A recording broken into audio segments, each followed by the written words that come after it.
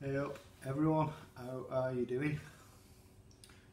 In the thick of foraging season, aren't we? So got some really early blackberries this year, just picked them today, not even middle of August yet, and I've managed to get 1.8 kilograms. Now I don't actually need that, but I've got some spares for hopefully an apple and blackberry pie or crumble. So yeah, we're going to make blackberry or bramble, I suppose it's called as well, wine today, or the start of it at least. So what we're going to be using is very little. This is like the easiest wine that I know how to make. Probably coupled with the elderberry, but elderberry is a bit of a faff because you've got to fork all the berries off. Not difficult, but just takes a bit of extra time. With your blackberries, you pick them, and all I've done with these is just lightly rinse them, just give them a cursory rinse, because as soon as you start rinsing them you start losing the juice. I don't know if you can see that, maybe not, but you see it's all kind of pooling there, all the juice is escaping, and you don't want that. So just give them a cursory rinse just to kind of get rid of any like little bugs or bits of leaves or whatever. 1.5 kilograms of blackberries, sterilised bucket,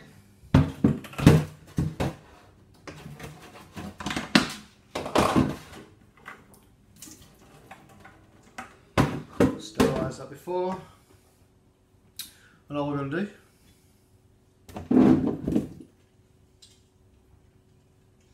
stick them in a bucket. Right, now got some sterilised equipment, and now you can, oh god, you can do this one or two ways.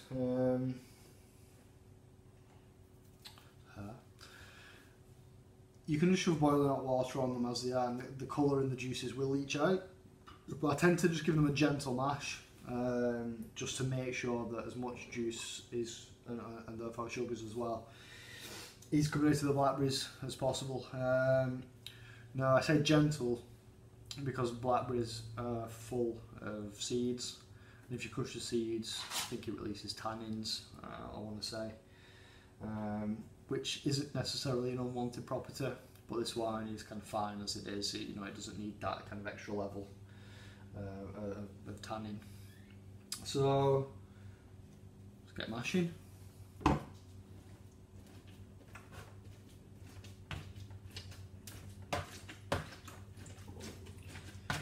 They pulp up really easily, these, so it's literally going to take me a few seconds.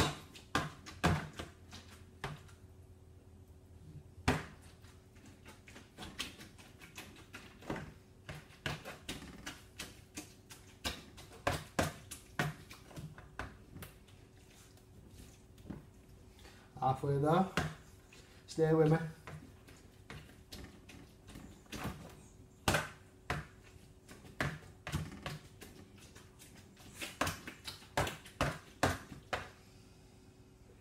Smells so good.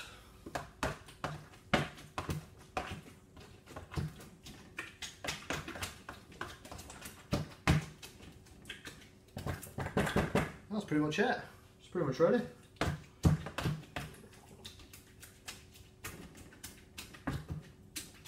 There we go.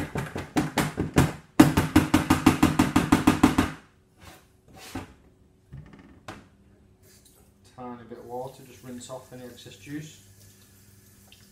Okay.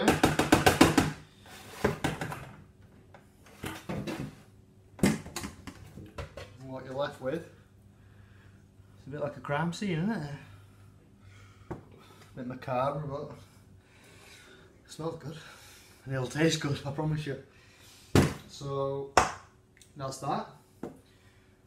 With 1.5 kilograms of blackberries, we're going to put 1.2 kilograms of sugar, 3 pounds if you want to kind of use imperial, but here we go, 1 kilogram.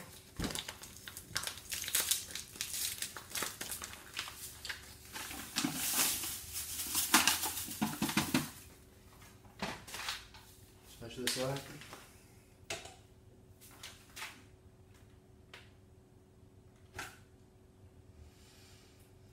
400 or so, just over. So it's a little bit much. I thought a bit less in it than that, to be honest. It's just got to chuck it all in, but I'll be good.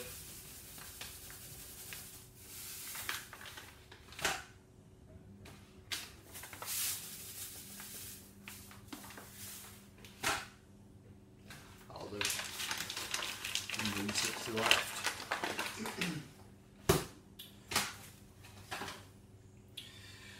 Okay, so now we're going to put 4.5 litres of boiling water right in. So if you bear with me, I'll come back in a second. I'll measure it all out, stick it in, and I'll be back with you. You've probably guessed, but I probably should mention that we're making a 1 gallon batch.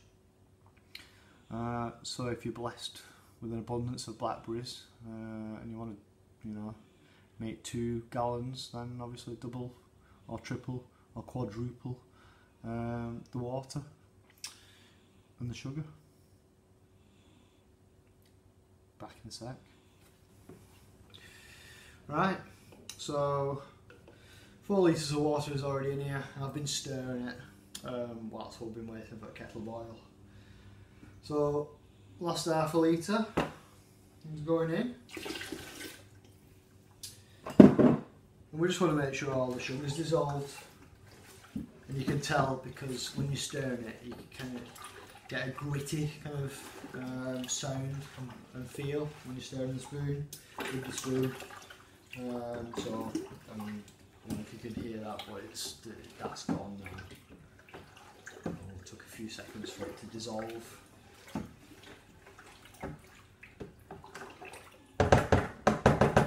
That spoon was sterilised prior, so you can probably see there a nice kind of soupy consistency. Still got quite a lot of whole blackberries in there, but that's fine. Like I said, the juice is going to leach out of them anyway. We squished enough to release quite a lot of the goodness that we need, and that's pretty much it for now. You've kind of got an option here. With a lot of country wines, you need to put a Camden tablet in just to really kind of sterilise it and make sure there's no nasties in there. I find that with blackberry wine, you don't tend to get that many bugs in there, and any bugs that you've got are now dead because there's boiling hot water in there. So if you want to make doubly sure, stick a Camden tablet in and leave it for 24 hours. Otherwise, we're just going to put the lid on it. I'll leave it till it's cool. So I'm 6:30 now in the evening, so I'll probably just leave it until tomorrow morning. And we're going to come back. We're going to go through the next steps, which are, well, not very many to be honest. Add the pectolase just to help it clear, because whenever you're using boiling hot water on fruit, you tend to get pectin released, and again, I don't tend to have that much trouble with that with blackberries either, but I'll just use a little bit just to help it along. A bit of yeast nutrient and some red wine yeast, so all-purpose wine, red wine yeast is fine. That's it, pretty much. So I'll come back tomorrow and we'll crack on. So for now, cheers and happy brewing. Morning all. Well, for me anyway, it's morning. The day after. So I'm ready for my next editions. So if you can see, in there I've got a lovely deep purple colour. So one of the things I can smell like is it smells delicious. So it's nice and cool now. So I'm just going to add first of all some pectolase. Like I said, it clears really well, this wine anyway. So 1 teaspoon of pectolase is probably more than sufficient, but let's put it in anyway. So if there's any pectins released from that boiling water hitting that fruit, this should clear it up. So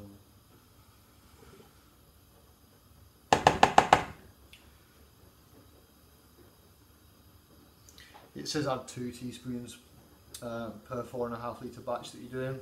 I think that's a bit overkill, to be honest. 1, perfectly fine.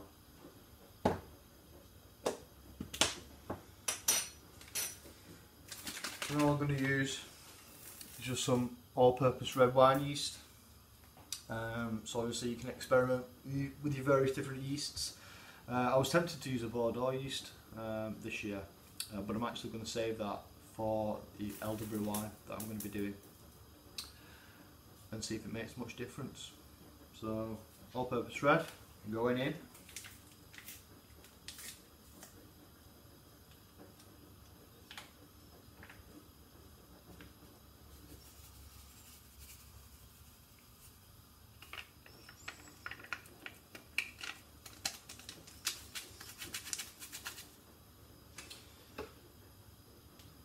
Pre-sterilised spoon, give it a good stir, and aerate it.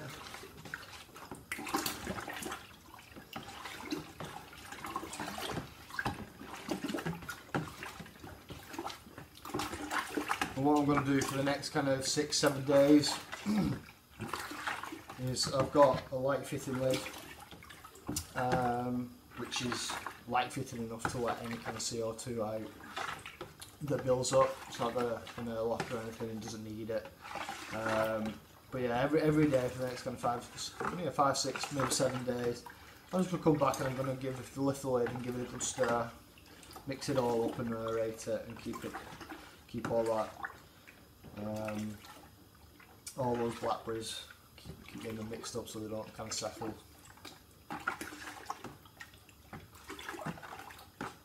The colour of this is amazing. It's got like a deep red foam on top now.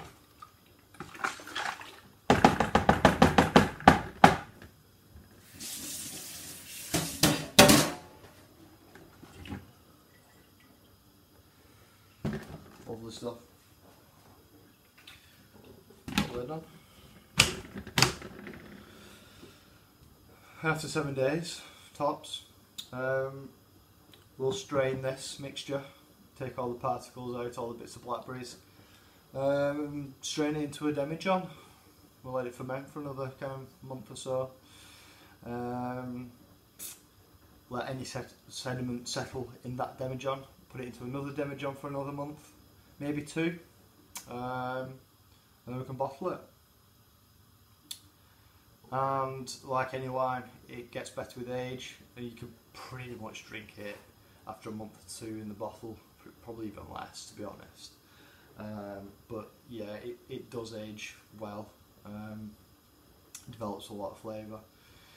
But this is a cracking wine, and as you can see, there is literally nothing to it. The hardest part is waiting, unfortunately. So give it a go, and good luck with the wait. See you for more vids soon.